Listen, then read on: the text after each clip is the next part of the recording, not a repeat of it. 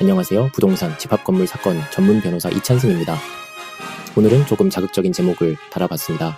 관리단 분쟁에 꼬이는 똥파리들. 집합건물 관리권한을 두고 구분 소유자도 아닌 자들이 각축전을 벌이는 어처구니 없는 현장들이 많아 그 문제를 다뤄보겠습니다. 우리 지식산업센터, 오피스텔, 상가 건물 등에서 관리단 분쟁이 왜 이렇게 잦고 그 틈을 타서 이상한 업체들이 끼어드는지, 그리고 구분 소유자인 여러분은 어떤 피해를 입을 수 있는지 현실에서 발생하는 문제와 그 이유를 짚어보겠습니다. 본격적으로 시작하기에 앞서 구독, 좋아요와 알림 설정 해주시면 앞으로 법률 지식을 더욱 쉽게 얻으실 수 있습니다.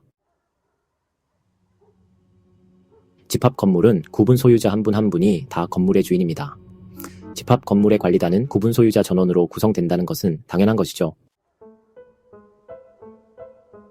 문제는 초기 관리단이 어떻게 운영되느냐입니다. 집합건물법이 최근 개정되었지만 여전히 분양자가 초기에는 큰 영향력을 행사할 수 있는 여지가 남아 있습니다. 정해진 비율 이상 분양되어 입주가 이루어지면 구분 소유자들이 최초의 관리단 집회를 소집하여야 하지만 3개월 내 소집하지 않으면 분양자가 직접 집회를 소집할 수 있습니다. 게다가 분양자는 적법한 관리단이 실질적으로 구성되기 전까지 얼마든지 자기 입맛에 맞는 위탁관리업체나 운영대 행사를 끼워 넣는 일이 비일비재합니다.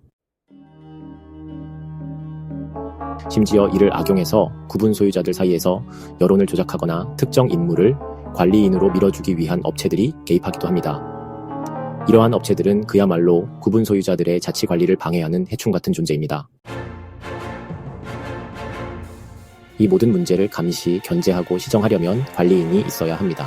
그런데 그 관리인이 구분 소유자들의 입장을 대표하는 자가 아니라 모종의 부당한 이익을 노리는 업체들 편에만 선다면 어찌해야 할까요? 관리인 또한 집합건물의 제왕적인 존재가 되어서는 안 됩니다. 그래서 관리위원회 제도가 필요합니다.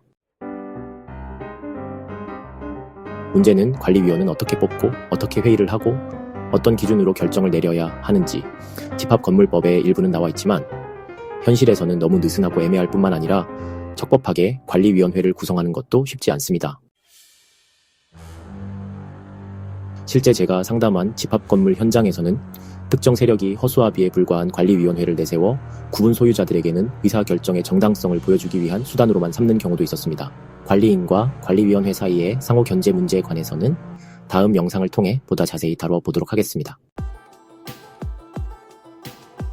이쯤 되면 그럼 우리가 내는 관리비는 어떻게 쓰이는지, 문제없는지 의심하지 않을 수 없습니다. 한 달에 수천만 원에서 많게는 억 단위가 굴러가는 게 집합건물 관리입니다.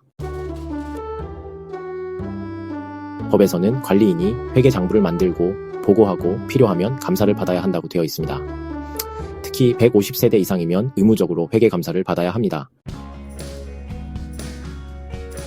하지만 중요한 건 실질적으로 관리비를 부과하여 징수하고 사용하는 업무를 주관하는 것은 위탁관리업체라는 점, 관리비 사용의 큰 비중을 차지하는 것도 용역업체나 도급업체와의 계약이나 거래라는 점입니다.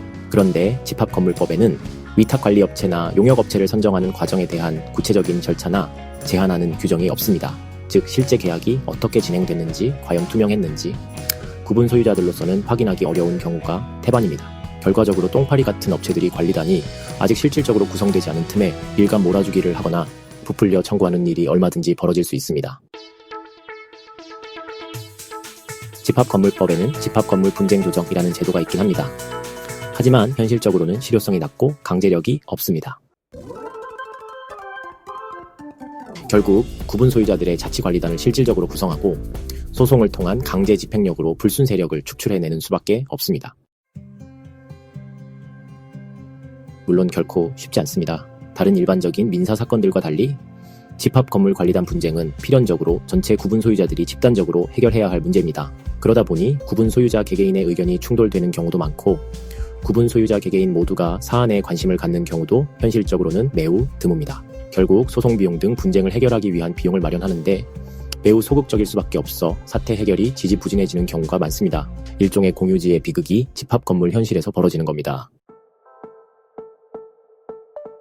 관리단 분쟁을 적시에 조속히 해결하고자 하는 구분 소유자들의 의지가 규합되지 못할수록 관리 권한을 눈독들이는 부당한 업체들은 반길 것입니다.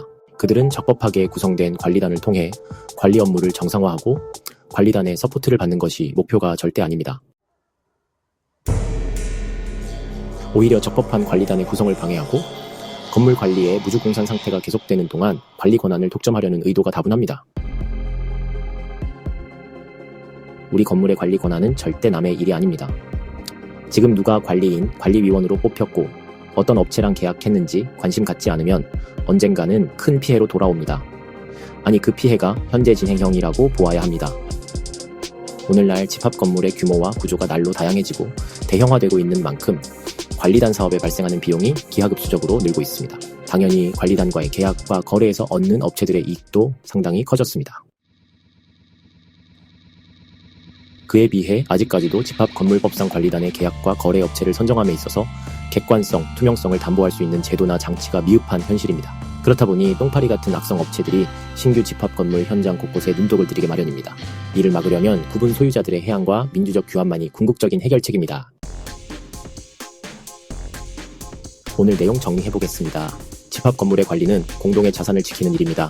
관리단 분쟁에 꼬이는 똥파리들이라는 표현이 그저 자극적인 말이 아니라 오늘날 집합건물 현장 곳곳에 비일비재한 우리의 현실이라는 점, 구분 소유자들이 관심을 두지 않을수록 불순 세력들의 배만 불리게 되는 것이고 그로 인한 손해는 결국 구분 소유자들에게 돌아가게 된다는 점을 잊어선 안 됩니다. 그러니 절대 외면하지 마시고 자치관리단 구성의 구분 소유자들께서 부디 규합 또 규합을 도모하시기를 바랍니다. 오늘 영상이 도움이 되셨다면 좋아요, 구독, 알림 설정 부탁드리고요. 지금까지 부동산 집합건물 분쟁 전문 변호사 이찬승이었습니다. 감사합니다.